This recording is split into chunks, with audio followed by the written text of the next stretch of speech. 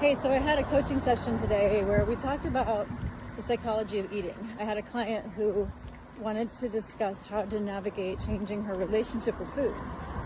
So we had this great discussion, and it started with talking about this concept of self-sabotage. Many people like to say, oh, I just keep self-sabotaging. But truly there is no self-sabotage. We are wired for survival. We are not wired to sabotage ourselves. But unfortunately, our survival mechanisms are very primal, and often we do things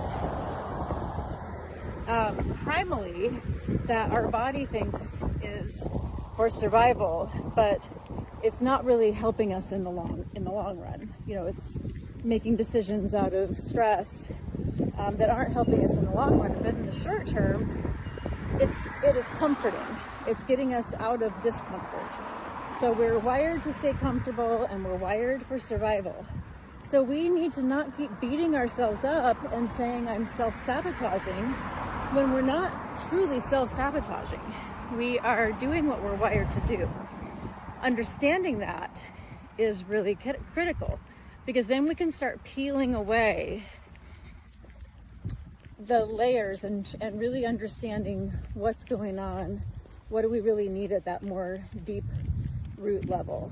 So then we start talking about these concepts I call the inner rebel, the inner child, the inner hedonist. These are needs that we have. They are not to be judged or tried to silence.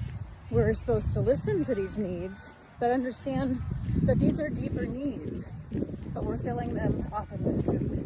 So the inner rebel needs control, needs to feel, it maybe feels like in life there's a lot of areas where there's no control. And so the inner rebel might take control with food and say, you know, no one's going to tell me what to eat, not even myself. The inner child is feeling a lack of comfort, is maybe feeling like they're having to take care of everyone else and no one is taking care of them, and they just want to feel comfortable. And so they use food as that little comfort blanket. The inner hedonist is, and this is usually my issue, is using food for entertainment, is wanting to feel that short-term pleasure. And there's nothing wrong with getting pleasure out of food, but when we do it too often or with the wrong foods, then it can be detrimental to our health. So we just need to understand, okay, when am I eating just purely because it would taste good and I'm bored and I want something to do, or I don't like the current circumstances that I'm in, so I'm going to use food to make myself feel a little bit better. So what can we do instead? So we listen to these needs, we validate that these are human needs, and then we say, okay, what can I do instead? What can I do to feel more of a sense of control in my life? What can I do to comfort myself that doesn't involve food, or maybe that involves healthier choices? And then what can I do to bring more joy and happiness?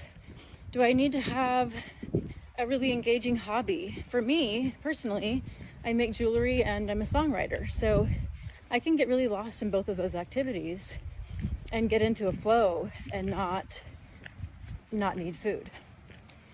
So hobbies, sometimes we just need connection with people. We need to feel more connected to other people, have more social opportunities.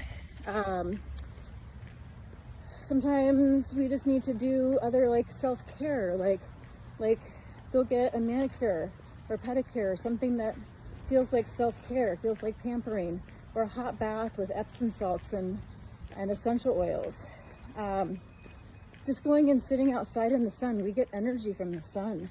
We literally, like, it's almost like food energy. Like, the sun gives us actual energy. So sometimes we just need to go get outside and get energized from the beautiful sun or touching the earth. So these are just some things to think about.